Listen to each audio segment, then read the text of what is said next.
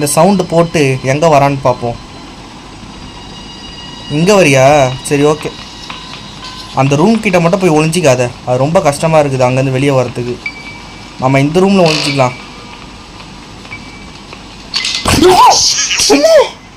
ஐயோ அடா பாவி, ஐயோ